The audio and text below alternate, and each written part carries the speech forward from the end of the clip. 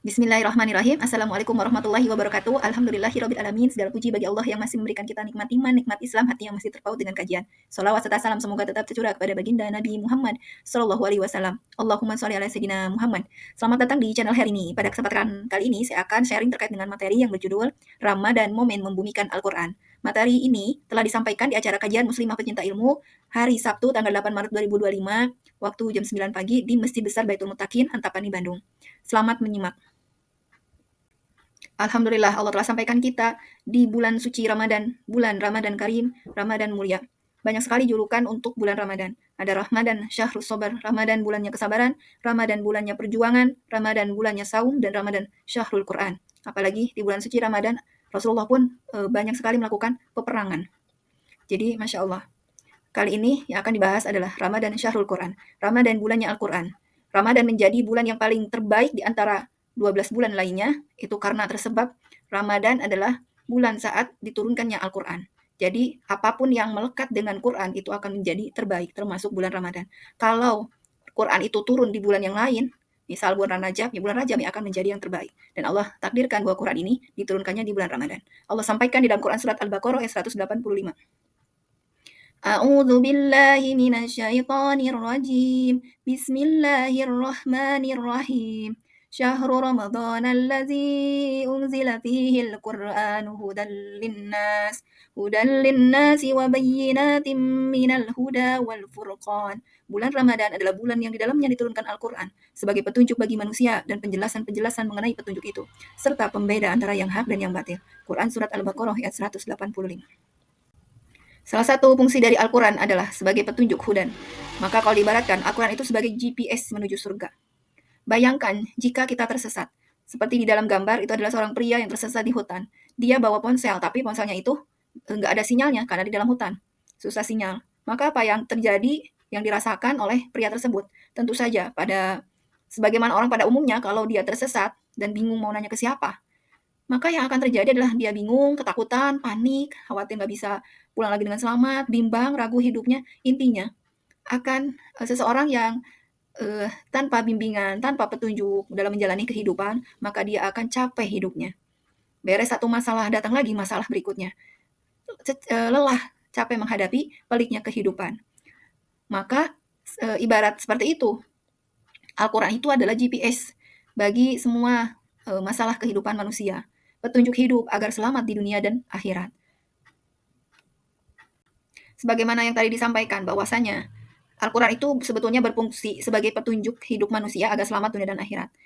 Nah, sebetulnya apa isi dari Al-Quran sampai bisa jadi petunjuk hidup manusia? Ternyata, saking Allah sayang dengan umat manusia, maka Allah memberikan surat cintanya untuk umat manusia yang berisi berbagai petunjuk kehidupan di segala aspek kehidupan.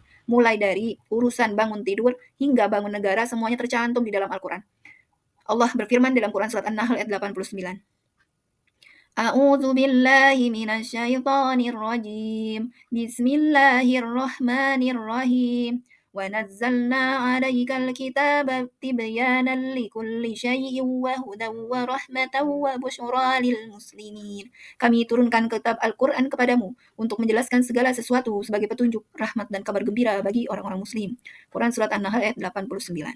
Jadi di dalam surat tersebut Allah sampaikan fungsi-fungsi dari Al-Quran. Yang pertama Allah mengatakan Al-Quran itu menjelaskan segala sesuatu, likulli syai'in. Artinya tidak ada satu urusan pun yang nggak ada aturannya di dalam Al-Quran.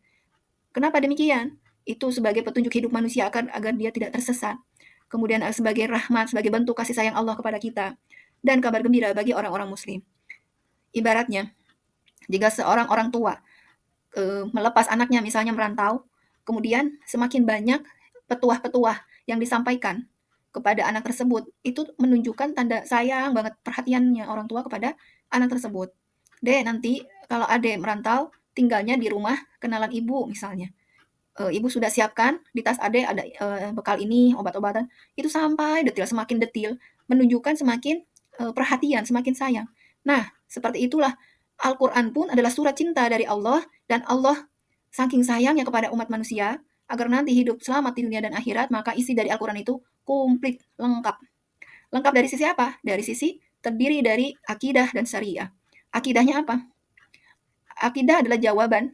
Al-Quran itu memiliki, menjelaskan jawaban 3 fase kehidupan manusia. Fase sebelum ada manusia di dunia, fase sebelum kehidupan dunia, yaitu dengan pertanyaan, dari mana manusia berasal? Contoh kecil, kalau ada anak kecil yang nanya ke ibunya, "Bu, dulu ada di mana? Di perut ibu. Ibu ada di perut nenek." Nenek terus saja. Intinya anak tersebut sebetulnya lagi nanyain, siapa penciptanya? Maka harus pandai menjelaskan dengan bahasa anak-anak, bahasa yang dimengerti oleh mereka, dengan bahasa yang baik. Ini menjadi jalan dialog keimanan dengan anak. Pertanyaan kedua, yang semua manusia di dunia ini mau berasal dari bangsa manapun, Allah titipkan pertanyaan, pencarian jati dirinya. Sebetulnya hidup untuk apa sih? Mau ngapain? Nah, itu tujuan. Terkait dengan tujuan hidup itu mulai mencari. Yang ketiga, ada pertanyaan, sebetulnya akan kemana manusia setelah mati? Apakah ada kehidupan setelah kematian? Atau nanti akan ada reinkarnasi dan sebagainya? Itu pertanyaan akidah, dan semua ada jawabannya di dalam Al-Quran. Kemudian, selain terkait dengan masalah keyakinan, terkait dengan masalah akidah, maka Al-Quran pun berisi seperangkat aturan. Aturan Islam. Aturan Islam adalah agama, Islam itu adalah agama yang diturunkan oleh Allah kepada Nabi Muhammad SAW melalui malaikat Jibril yang mengatur urusan manusia dengan Allah, hablum minallah, yang terdiri dari aturan akidah dan ibadah, kemudian aturan yang mengatur hubungan manusia dengan dirinya sendiri, meliputi urusan akhlak, makanan, pakaian, kemudian Islam pun mengatur urusan manusia dengan manusia yang lainnya, hablum minannas, yaitu dalam urusan muamalah dan ukubat atau sanksi. Muamalah ini tiada lain yang namanya poleksos budahankam. Politik, ekonomi, sosial, budaya, pertahanan, keamanan. Masya Allah. Jadi dari bangun tidur hingga bangun negara, semua ada aturannya di dalam Al-Quran, kemudian diperjelas lagi rinciannya oleh hadis dari Rasulullah dan dari sarah yang lainnya, yaitu Isma Sahabat dan Qiyas. Jadi Masya Allah, Al-Quran ini bentuk surat cinta dari Allah, isinya komplit, meliputi banyak hal. Membumikan Al-Quran, apa sih maknanya? Artinya, kemanapun kita pergi, mau itu ke pantai, mau ke gunung, mau ke negara mana, mau ke ujung dunia sekalipun, maka kita tetap berada di buminya Allah. Maka dengan demikian, wajib bagi kita sebagai hamba Allah untuk taat, tunduk, patuh kepada seluruh aturan Allah. Ya, dimanapun berada. Itu bisa dengan cara apa ketaatannya? Membumikan Al-Qur'annya, yaitu dengan 4 cara. Pertama, mulai dari lisan. Banyak-banyaklah berinteraksi dengan Al-Qur'an dengan banyak membaca Al-Qur'an. Kalau ditampilkan di layar, itu tampak keluarga kecil, di mana ayahnya sebagai qawwamah, ibunya bunda solihah, membimbing anaknya belajar membaca Al-Qur'an, belajar murojaah hafalan Al-Qur'an. Itu Masya Allah, interaksinya berjamaah dengan Al-Qur'an. Maka jika lisan ini sudah terbiasa berinteraksi dengan Al-Qur'an, membaca Al-Qur'an, menghafal Al-Qur'an, mentadaburi ayat Al-Qur'an, kemudian menyampaikan risalah Al-Qur'an, itu Allah puji dengan lisan yang terbaik, ucapan-ucapan yang terbaik. Itu ada dalam Quran surat Fussilat. Kemudian yang berikutnya, cara untuk membumikan Al-Qur'an adalah dengan menundukkan hati atau kalbu kita terhadap seluruh aturan Allah. Jadi istilah denyut jantungmu dengan zikrullah. Kalau ada di gambar itu ada hati yang sakit, karena hati itu ada 3 jenis, ada kolbun mayit, hati yang mati, kolbun marid, yaitu hati yang sakit, dan kolbun salim, hati yang sehat. Nah, hati yang sakit adalah hati yang terkena penyakit hati, iri, hasud, dengki, sombong. Itu banyak penyakit hati, maka hatinya itu akan sakit. Dan contohnya orang yang sombong, dia tidak suka menerima kebenaran. Dia merasa lebih baik dari orang lain. Maka tidak mudah petunjuk hadir pada hatinya. Maka sikap dari orang yang beriman ditandai dari ketundukan hati dia terhadap apa-apa yang Allah perintahkan, tanpa nanti. Kemudian yang ketiga, akal. Yang ketiga, akal. Di benaknya, di pemikirannya, dia menundukkan fakta seusak apapun di bawah hukum syara, hukum aturan Allah. Dia akan kreatif dalam memilih, dalam mencari solusi agar senantiasa terikat aturan Allah. Kemudian yang keempat, membumikan Al-Quran dengan cara mengamalkan dalam kehidupan sehari-hari 24 jam dalam keadaan apapun, senantiasa beramal dengan panduan Al-Quran. Kemudian di sini disampaikan ada banyak keutamaan membaca Al-Quran. Iqra'ul Qur'ana fa innahu ya'ti yaumal qiyamati syafi'an li ashabihi. Bacalah Al-Quran, sesungguhnya ia akan datang di hari kiamat memberi syafaat kepada pembacanya. Yang dimaksud dengan syafaat adalah menolong hambanya tadi, menolong orang yang membacanya waktu di dunia, itu akan ditolong oleh Al-Quran di akhirat kelak, artinya diberi syafaat oleh Al-Quran. Di saat semua orang yang kita kenal, itu pada saat di akhirat tuh nggak akan ada yang peduli satu sama lain, semua ketakutan dengan hisabnya Allah. Semua udah nggak merhatiin itu, tapi ada yang namanya Al-Quran yang akan membela orang-orang yang membacanya ketika di dunia, yaitu bahkan Al-Quran akan meminta ampunan kepada Allah yang ditujukan untuk orang yang Ahlul Quran. Kemudian di dalam Quran surat Al-Muzammil ayat 4. Auzid alaihi warattilil Qur'ana tartila. Bacalah Al-Quran itu dengan perlahan-lahan. Auzid alaihi. Di pertambahan. Di malam pertambahan itu masuk malam. Waktu-waktu tahajud, maka bacalah Al-Quran itu dengan perlahan-lahan. Qur'ana tartila. Maka Allah sampaikan kewajiban kepada kita semua untuk membaca Al-Quran dengan tartil sesuai dengan kaidah tajwid, kaidah tasinnya.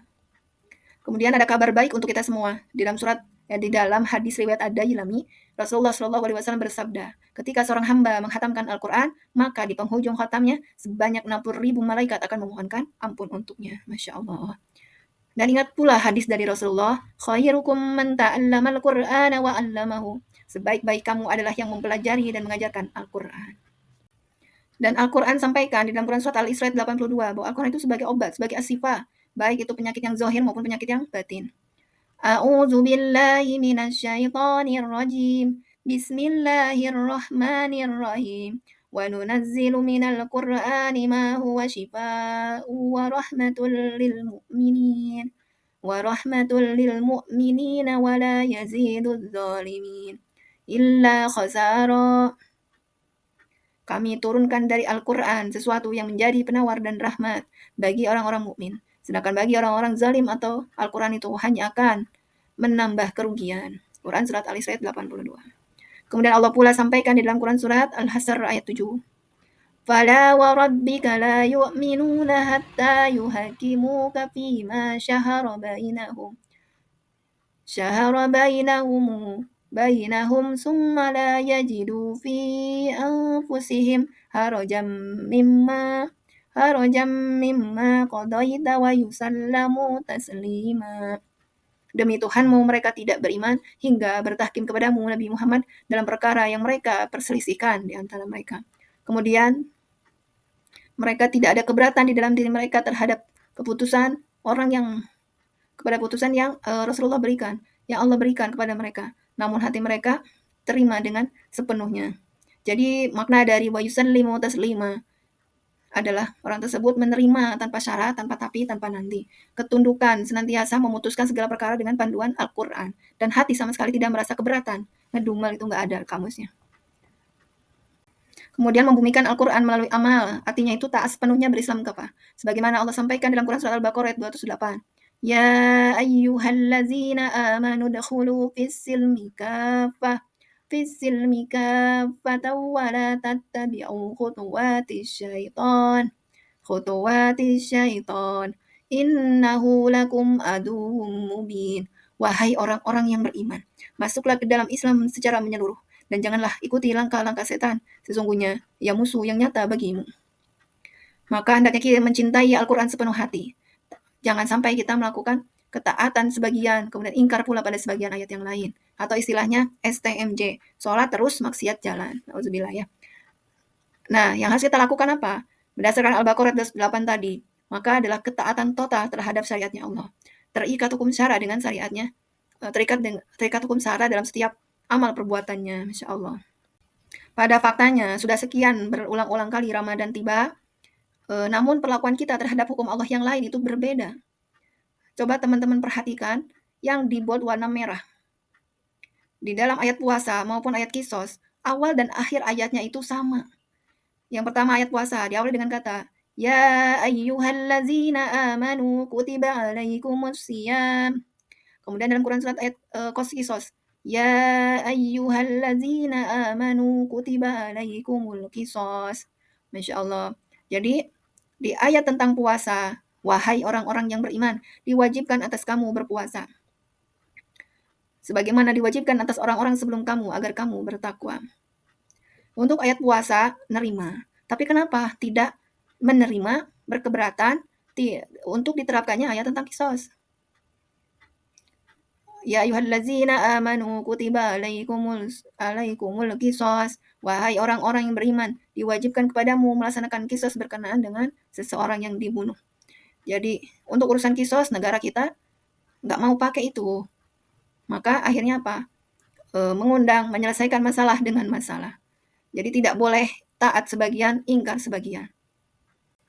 Sayangnya fakta mirisnya, baru-baru ini Menteri Agama di akhir tahun kemarin, dalam pidatonya menyampaikan bahwasanya 72,25% umat Islam di Indonesia masih buta huruf Al-Quran.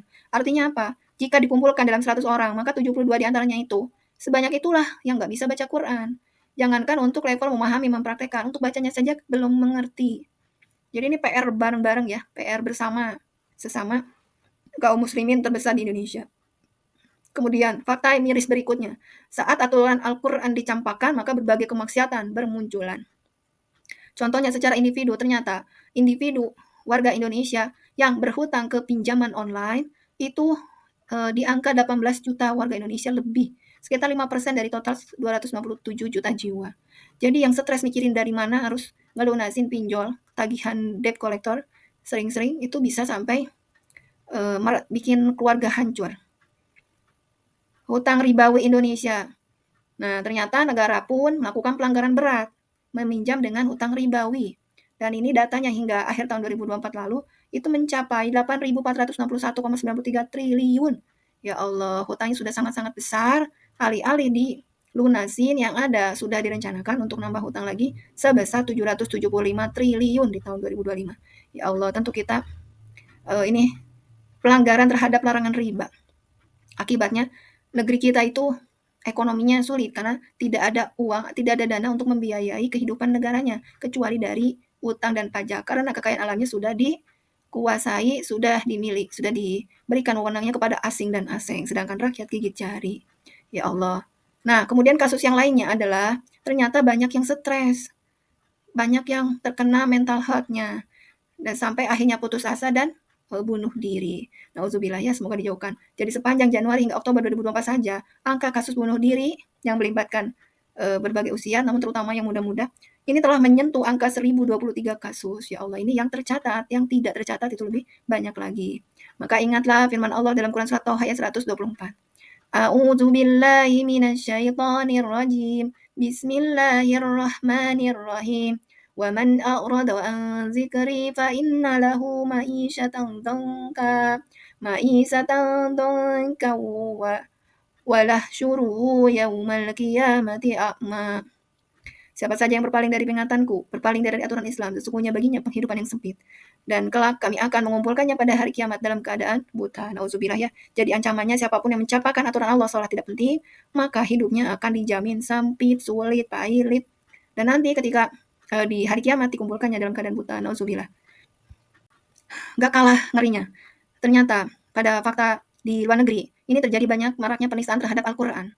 Dapat dilihat di gambar bagaimana seorang yang bernama Salwan Momika, warga negara Swedia, itu sengaja melakukan aksi merobek Al-Quran dan membakarnya. Dan itu terjadi di luar masjid pusat di daerah mereka pada saat mayoritas kaum muslimin, seluruh masyarakat kaum muslimin sedunia sedang melaksanakan Hari Raya Idul Adha. Jadi kejadiannya 2 tahun lalu, tepat di Hari Raya Idul Adha, ada oknum warga dari Swedia ini yang dengan santainya, dengan tertawa lebarnya melakukan aksi keji, merobek dan membakar Al-Quran, dan sengaja direkam oleh temannya itu. Ya Allah. Dan yang kita lakukan apa? Hanya mengecam saja, hanya mengutuk, menyatakan ketidaksetujuan dan sebagainya, tapi tidak menjadi efek jera bagi pelaku pelecehan penistaan Al-Quran tadi. Nah, ada lagi yang dilakukan sebagai bentuk penistaan terhadap Al-Quran. Contohnya adalah pemerintah Xi Jinping, itu pemimpin Cina, mengumumkan akan dibuatnya Quran versi Cina. Maksudnya apa? Tetap bacaan Arabnya itu adalah Al-Quran sebagaimana pada umumnya, namun terjemahan bahasa Cinanya dimodifikasi. Arti-arti yang terkandung di dalam Al-Quran itu diusulkan untuk dimodifikasi agar sesuai dengan arahan dari pemerintah Cina. Karena dianggap banyak yang bertentangan isi dari Al-Quran itu. Maka ada usulan untuk membuat Al-Quran versi Cina yang lebih relevan dengan kehidupan Cina. Masya Allah ya, subhanallah, ngeri. Kemudian ada lagi gegar aksi keji IDF kencingnya Al-Quran dengan sengaja dan direkam. Akhirnya viral di seluruh dunia. Ya Allah ya. Ada lagi tentara Israel yang membakar Al-Quran di Gaza. Bahkan mereka tak segan untuk masuk ke dalam masjid, menghancurkan masjid, termasuk Al-Qurannya pun dilecehkan. Dan yang berikutnya ternyata di Indonesia itu pernah kejadian. Di Juli 2020, seorang wanita ditangkap gegaranya. Wanita di Makassar itu ngamuk dengan cara melempar Al-Quran. Dan ini bukan kejadian pertama kali, tapi sudah terjadi beberapa kali.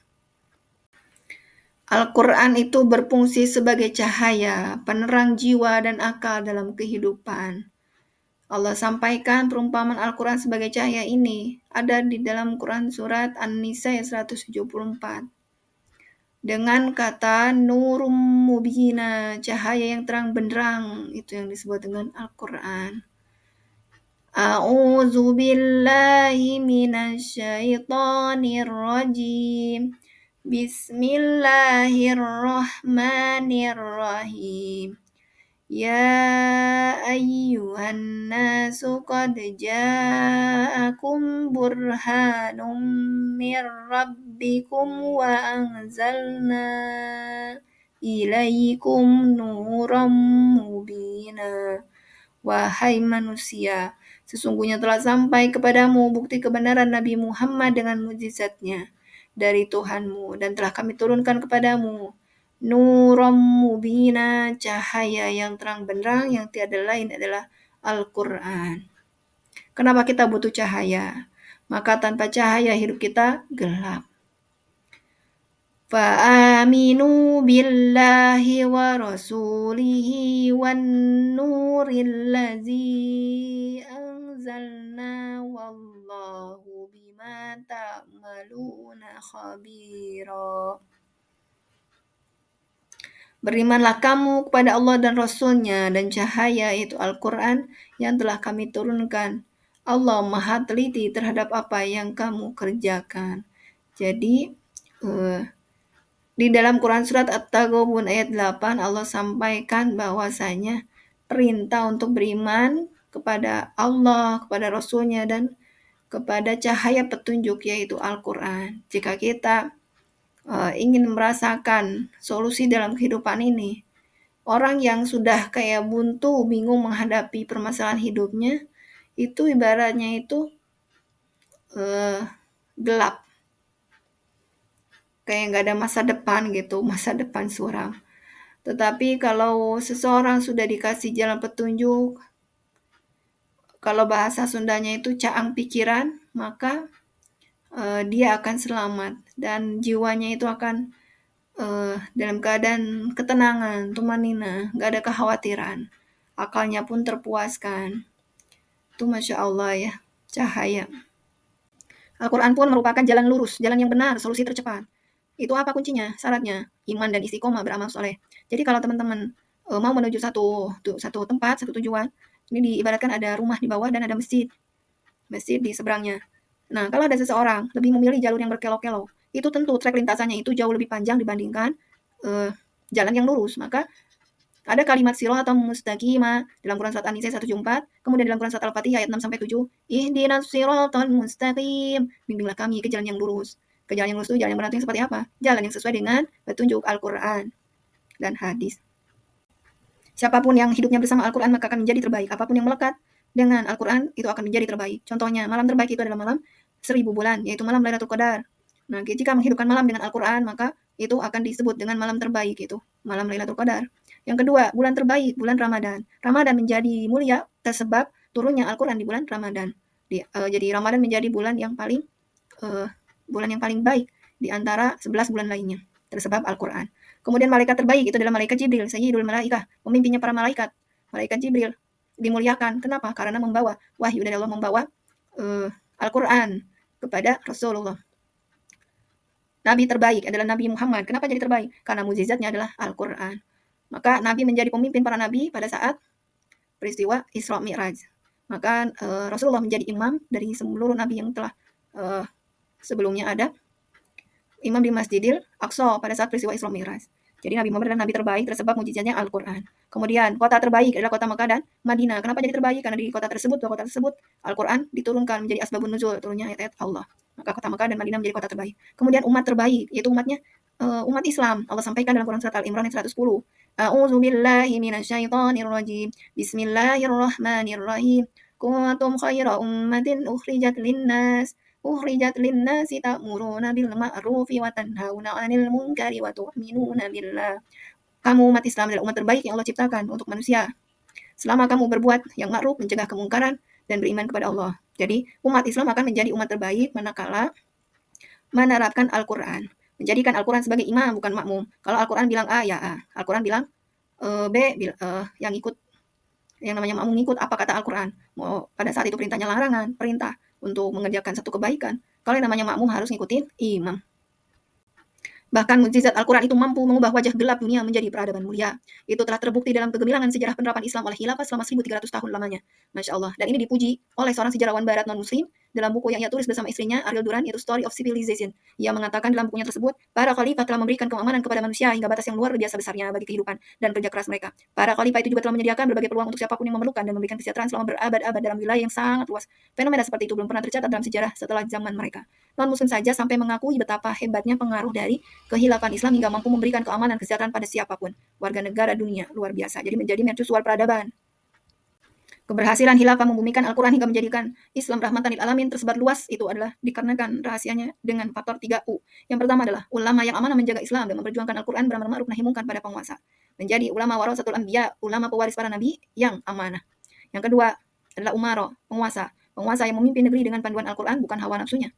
Yang ketiga adalah umat yang cinta Al-Quran, bersemangat menghafal dan mengkaji mengamalkan Al-Quran. Kalau 3 komponen ini ada, seluruh komponennya, ulamanya, umaranya, umatnya itu menjadikan Al-Quran sebagai petunjuk hidupnya, maka insya Allah kita akan mencontoh bagaimana nanti Islam terterapkan dalam lingkup negara dan akan memberikan dampak yang luar biasa, yaitu peradaban mulia. Namun demikian, teman-teman, di tengah kondisi bulan Ramadan, di tengah keusuhan melakukan banyak amal kebaikan, ibadah, baca Quran dan sebagainya, mari kita jangan lupakan saudara kita di Gaza. Don't stop talking about Gaza. Kenapa demikian? Karena pada saat bulan Ramadan, 9.500 tahanan Palestina masih berada di penjara Israel dengan perlakuan yang sangat keji. Dipukulin, disiksa, nggak dikasih makan. Kemudian di masa bulan Ramadan ini diblokir bantuan-bantuan kemanusiaan yang bisa masuk ke Palestina. Itu kebijakan Israel. Bahkan PBB pun mengeluarkan pernyataannya bahwasanya kelaparan itu dipakai sebagai alat senjata Israel untuk melemahkan kondisi Palestina. Ya Allah, betapa mereka di buka puasa di tengah keruntuhan itu dalam keadaan pilu. Karena mereka paling banter bisa menyantap hidangan itu sehari sekali saja. Itu pun bubur kacang gitu. Dan itu hanya kebagiannya sedikit sekali. Apalagi yang tapi luar biasanya Gaza di tengah kehancuran negerinya, reruntuhan, puing-puing rumah-rumah mereka masih tampil menjadi template profil muslim sejati. Muslim maupun muslimahnya itu menjadi template profil muslimah sejati. Luar biasa. Di tengah mereka tetap menyempatkan bahkan menjadikan Al-Quran sebagai bestinya, senantiasa berinteraksi dengan Al-Quran karena harapan mereka yang akan bisa menyelamatkan melindungi mereka adalah Al-Quran. Maka mereka tidak pernah luput dari mulai ibunya, ayahnya hingga ke anak-anaknya, semua sudah mencintai Al-Quran dan rajin menghafal Al-Quran karena itu adalah sebaik-baik penolong. Ada yang namanya junnah atau perisai. Allah melalui Rasulullah SAW bersabda, "Asyamu junnatun." Puasa adalah perisai dari berbagai kemaksiatan. Dengan puasa yang benar maka akan mencegah seseorang untuk melakukan kemungkaran. Jadi junnah, puasa yang benar bisa menjadi perisai dari dosa-dosa. Dari Abu Hurairah radhiyallahu anhu bahwa Nabi Muhammad berkata, "Innamal imamu junnatun yuqatalu min waraihi." Sesungguhnya al-imam khalifah itu perisai yang orang-orang berperang mendukungnya dan berlindung dari musuh kekuasaannya. Hadis riwayat muttafaqun alaih. Yang disoroti adalah kata junnah. Jadi hanya ada di 2 kata junnah ini sama-sama maknanya sebagai perisai dan itu ada di 2 hadis Rasulullah yang berbeda. Luar biasa. Jadi kalau sebetulnya kaum muslimin tidak akan menderita, tidak akan berada dalam kekejian Zionis Israel, tidak akan ada yang namanya pelecehan Al-Quran. Semua itu hanya terjadi pada saat perisai kaum musliminnya sudah diruntuhkan. Maka tanggal 3 Maret 1924 yang lalu itu tepat 101 tahun. Di tahun 2025 ini rakyat kaum muslimin dunia tidak punya pemimpin. Kelalaian yang sangat 3 Maret kemarin. Maka kesimpulannya, membumikan Al-Quran adalah menghadirkan keberkahan. Allah Subhanahu wa taala berfirman dalam Quran surat Al-A'raf ayat 96. A'udzu billahi minasyaitonir rajim. Bismillahirrahmanirrahim. Walau anna ahlal qura amanu wattaqaw lafatahna 'alaihim barakatim minas sama'i wal ardi walakin kadzabu fa akhadnahum bima kanu yaksibun. Sekiranya penduduk negeri-negeri beriman dan bertakwa, niscaya kami akan membukakan untuk mereka berbagai keberkahan dari langit dan bumi. Akan tetapi mereka mendustakan para rasul dan ayat-ayat kami, maka kami menyiksa mereka disebabkan oleh apa yang selalu mereka kerjakan. Di dalam Quran surat Al-A'raf ayat 96 ini, Allah janjikan bahwasanya pada saat penduduk negeri-negeri itu beriman dan bertakwa, maka akan Allah turunkan keberkahan dari langit dan bumi. Dengan kata lain, siapapun yang membumikan Al-Quran, menerapkan Al-Quran dalam kehidupan kesehariannya, dalam kehidupan berbangsa dan bernegara, maka janji Allah akan hadirkan keberkahan dari langit dan bumi untuk negeri tersebut. Masya Allah. Jazakumullah khairan katsiran kepada semua yang sudah menyimak hingga akhir. Semoga materinya bermanfaat. Usikum wa nafsi bitaqwallah. Wassalamualaikum warahmatullahi wabarakatuh.